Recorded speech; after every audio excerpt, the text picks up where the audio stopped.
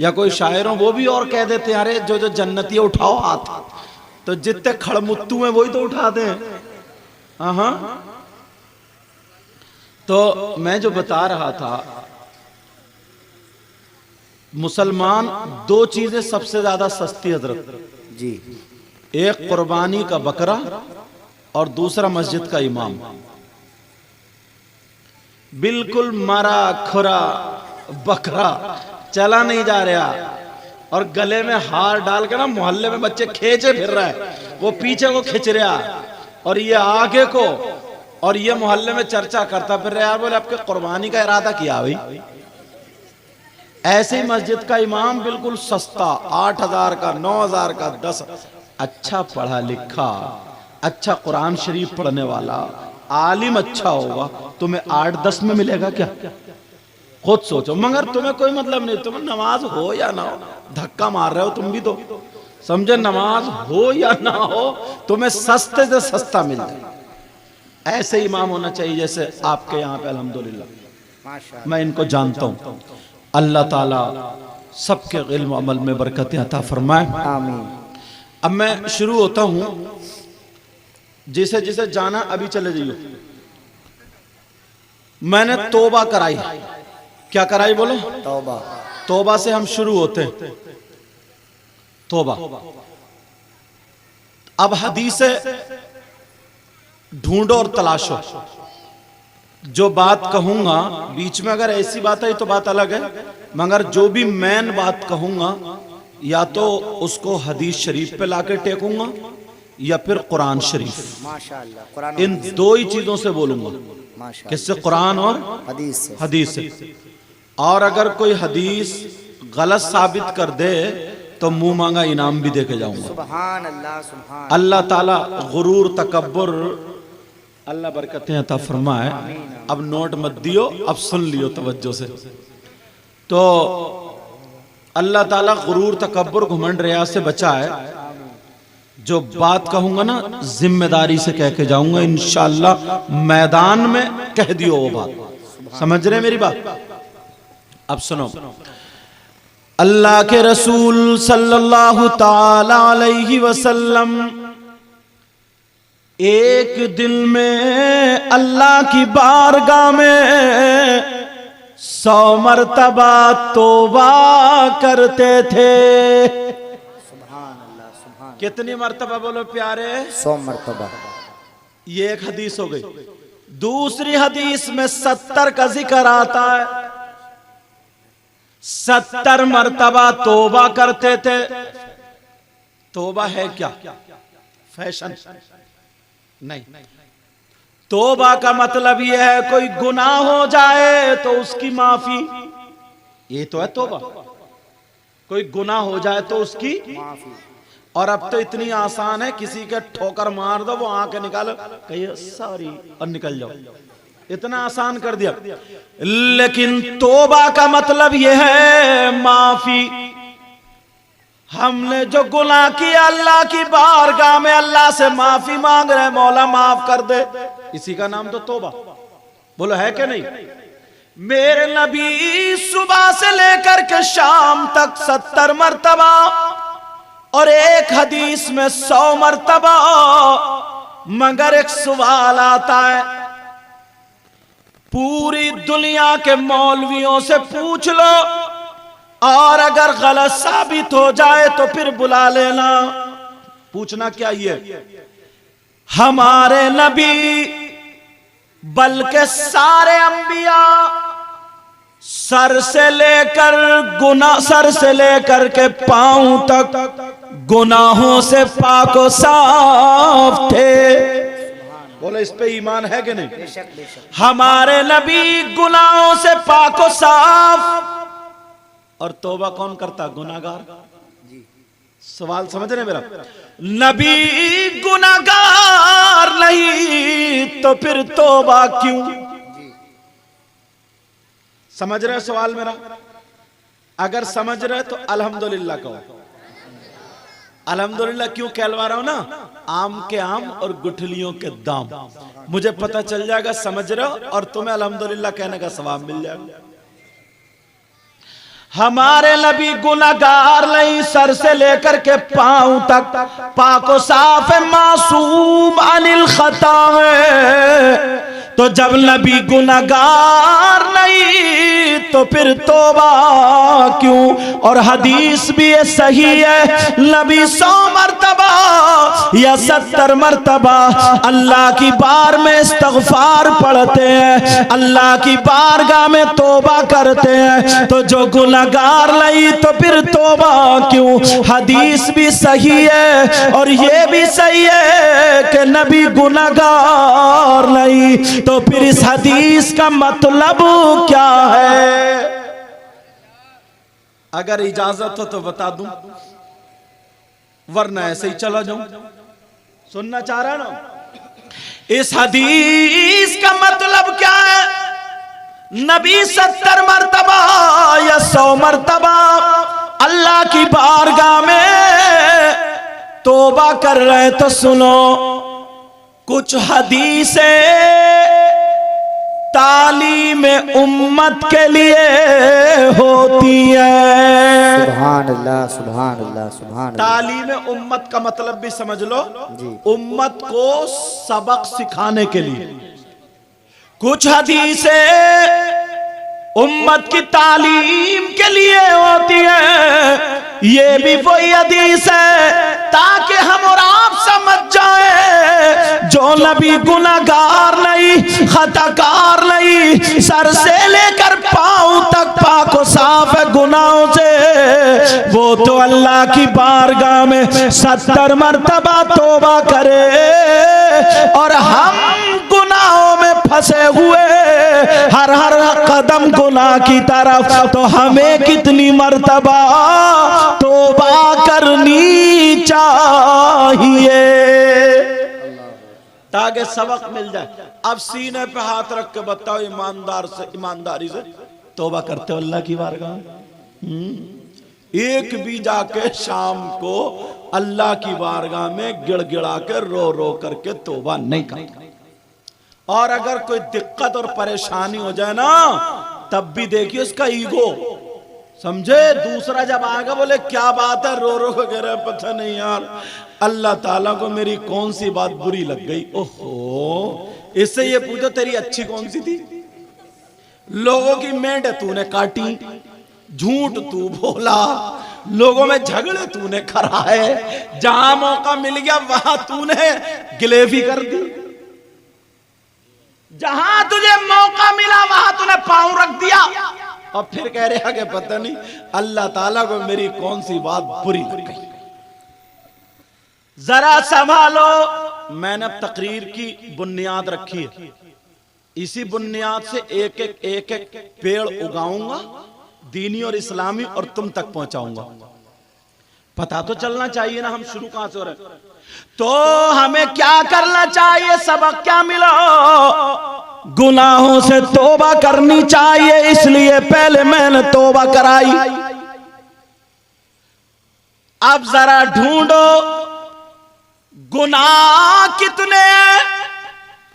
बहुत सारे गुनाह ऐसे हैं जिनकी सजा शरीयत ने मुतय्यन कर दी है। मतलब अगर चोरी करोगे तो उसकी सजा, शराब पियोगे तो उसकी सजा, जिना करोगे तो उसकी सजा, मगर मेरे नबी बयान फरमाते हैं मेरी उम्मत में 3 गुनाहगार ऐसे हैं जब वो गुनाह कर लेते हैं तो ऐसा गुनाह वो जब गुनाह करते हैं और वो गुनाह करने के बाद अब अगर नमाज पढ़े तो उनकी नमाज कबूल नहीं होती, दीवार बन जाती है। रोजा रखे तो रोजा कबूल नहीं होता, ज़कात दे तो ज़कात कबूल नहीं, अगर हज करे तो हज कबूल कबूल नहीं, जलसा करे तो जलसा कबूल नहीं, तकरीर करे तो तकरीर कबूल नहीं, नात पढ़े तो नात कबूल नहीं, कोई भी इबादत करे अल्लाह की बारगाह में कबूल नहीं। कौन से गुनाहगार है? अब मैं हदीस पढ़ने जा रहा हूँ, नोट करने वाले कर लेंगे, मोबाइल में भरने वाले भर लेंगे, ताकि मेरी बात पक्की हो जाए। क़ाल क़ाल रसूलुल्लाह सल्लल्लाहु तआला अलैहि वसल्लम सलासा ला यक़बलुल्लाहु अज़्ज़ा वजल सरफ़न वला अदला आक़ु व मन्नान व मुकद्दिबुन बिक़द्र। हदीस भले तुम्हारी समझ में नहीं आई, मगर इसलिए बात पक्की करके जा रहा हूं, कोई ये ना कह दे कि अपनी तरफ से बता के चले गए। क्योंकि मौलाना कोई भी हो उसकी बात भी गलत हो सकती है, मुफ्ती साहब की भी गलत हो सकती है, पीर साहब की भी गलत हो सकती है, मुरीद साहब की भी गलत हो सकती है, मगर मेरे नबी की बात कभी गलत, बोलो बोलो, नबी की बात गलत नहीं हो सकती। हमारा ईमान है। पीर साहब की भी, और अल्लाह माफ फरमाए, पीर का नाम ही आ गया ना हजरत। बात पीर तो इतना बड़ा गुंडा है, ये सबसे ज्यादा इस पीर को ही मारा जाएगा कब्रिस्तान में। सही बता रहे हूँ, बहुत मारा जाएगा हजरत, घेर घेर के मारा जाएगा। ऐसा ऐसा कम अजान हो रही है और टांग फैलाए पड़ा और औरतें पांव दबा रही है इसकी, न नमाज का न रोजे का। और औरत भी बात इतनी कम बखत है, ये समझ रही है कि फैजान ना इसके कानों में लटक रहा, समझे? अजान हो रही है, इसे नमाज का पता नहीं, जमात हो रही है पता नहीं, और ये कह रही है मियाँ ऐसी दुआ कर दियो बच्चे हो जाए बच्चे। इस पीर को भी मारा जाएगा और इस मुरीदा को भी मारा जाएगा। हाँ हजरत, ऐसे हालात हैं, हद कर दिए यार। और तुम इतने भोले हो, इतने सीधे हो, उसने कोई ना करतब दिखाया जादूगर या सिफलीगर, तुम फिसल गए, बोले हमें पता नहीं है भैया ये क्या कर रहा है, करामती। और इसकी करामत तो ना कब्रिस्तान में निकलेगी। देखो कि बाजार से ये कहता अरे बड़े पहुंचौए, ये पहुंचौआ क्या है यार? ये औरतें जो बैठी है उधर, ये जो पांव दबा रही है, मेरी गुजारिश है अगर कोई ऐसा कमबख्त पीर आ जाए तो पांव ना दबाए, जरा दो चार मोटी ताजी मिलकर ना गला दबा दे उसका। हाँ खत्म यार, हमारी फिर तकरीरें करने की जरूरत ही नहीं पड़ेगी। ऐसे कब्जे में आएंगे, समझ रहे नहीं मेरी बात? लेकिन मैं जो बता रहा हूं जरा तवज्जो दो, हदीस इसलिए पढ़िए ताकि मेरी बात पुख्ता हो जाए और कोई गलत भी साबित नहीं करता। क्योंकि अरे यार जादू ना सर चढ़ के बोलता है, जब हमारे पास दलील है तो पक्की दो ना भाई, पक्की दो। नबी फरमाते सलासा, मेरी उम्मत में 3 गुनाहगार ऐसे हैं, वो गुनाह कर रहे हो तो उनके जलसे कबूल नहीं होते, रोजे कबूल नहीं होते, ज़कात कबूल नहीं होती, हज कबूल नहीं, उनकी कोई भी इबादत काबिल कबूल नहीं। अल्लाह अकबर। अब वो हैं कौन कौन यार, ये ढूंढना पड़ेगा कि नल के उस पार वाले या इस पार वाले, समझ रहे? अरे अब तो सब इधर ही आ गए, 2 एक ही बैठे रह गए बेचारे, वो भी इस चक्कर में कि कोई घोड़ा तांगा आएगा वो हमें लेके जाएगा, टुक टुक भेजूं क्या?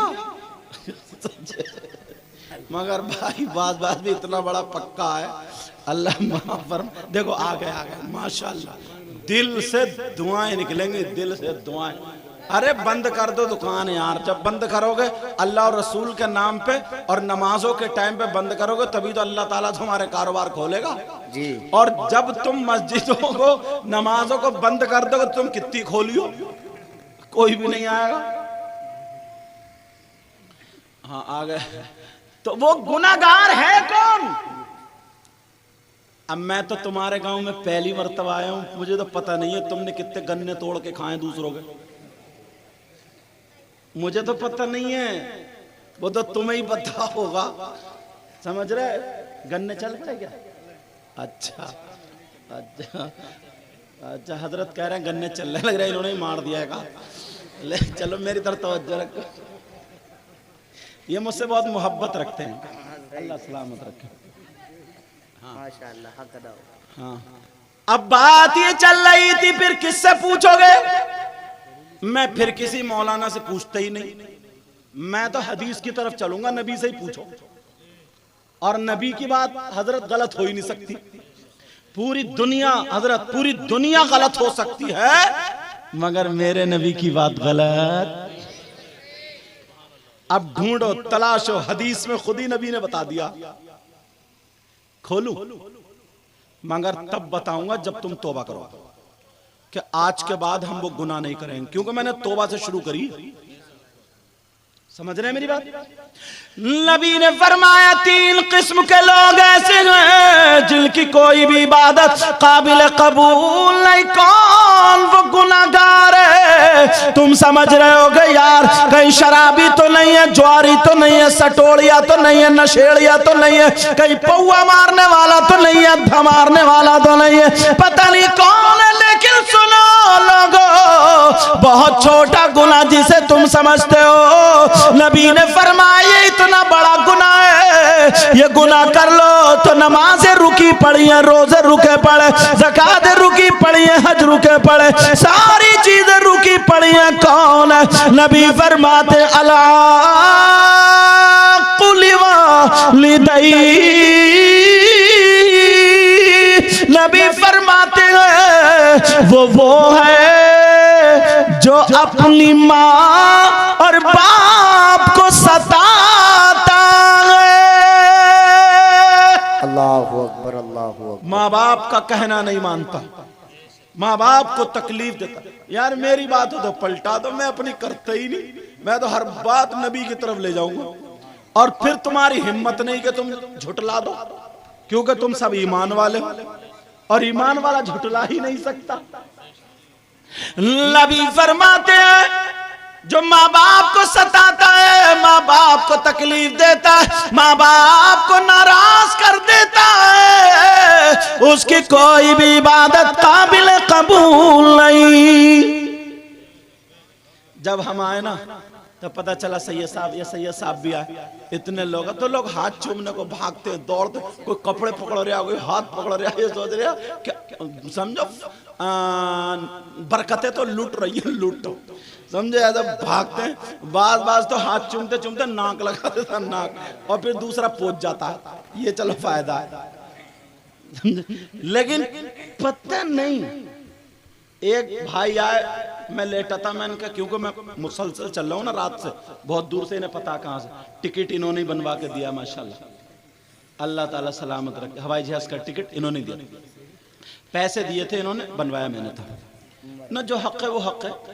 मैंने ये कहा, मैंने कहा देखो मैं इतनी दूर से नहीं आ सकता, ट्रेन से तो आ नहीं सकता, दरभंगा उधर था, मैंने कहा ट्रेन से तो आ नहीं सकता, और 3 बजे से तकरीबन मेरी तकरीर होगी। तो इन्होंने कहा हज़रत अगर हम फ्लाइट से हवाई जहाज चलवा ले तो, मैंने कहा अगर आप ऐसा कर लो तो अल्हम्दुलिल्लाह, मुझे तो दीन का काम करना। तो इन्होंने पैसे मुझे लगता कमेटी वालों से लिए थे, अपने घर से दिए। अच्छा, अभी तो अपने पास से दिए, बाद में लेंगे, ले लियो जरूर।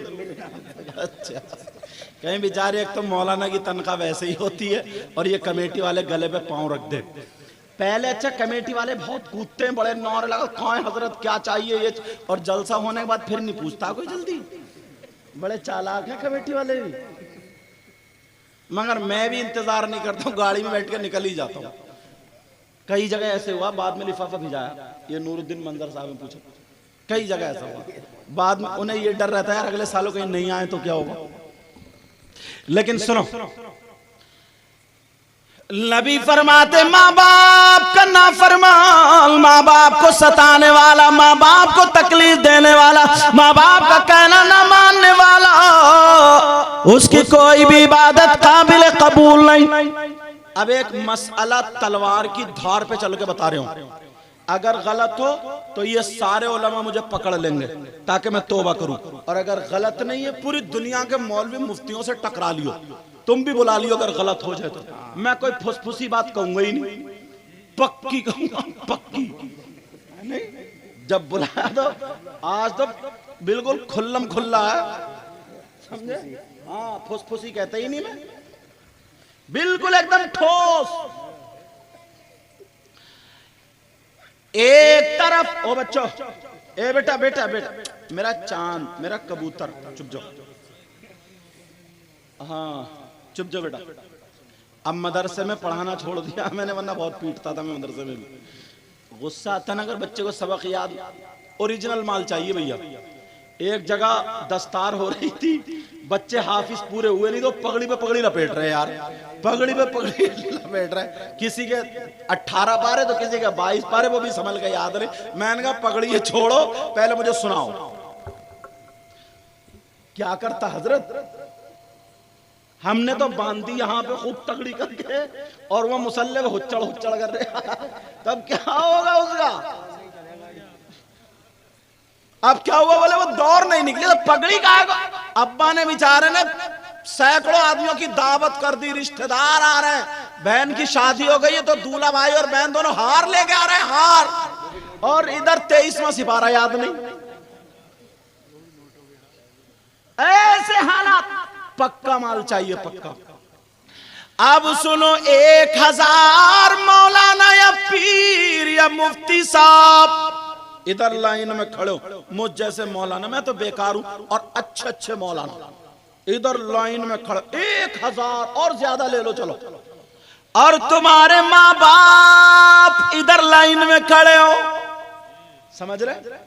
और तुम्हारे माँ बाप तुमसे नाराज हो, और ये 1000 मौलाना पीर मुफ्ती सुबह से लेकर के शाम तक तुम्हारे लिए दुआएं करते रहे, तो एक की भी दुआ तुम्हारे हक में काबिल कबूल नहीं होगी जब तक के तुम्हारी माँ और बाप राजी न हो जाए। अब बताओ, इससे बड़ी बात मैं और क्या कह सकता हूं?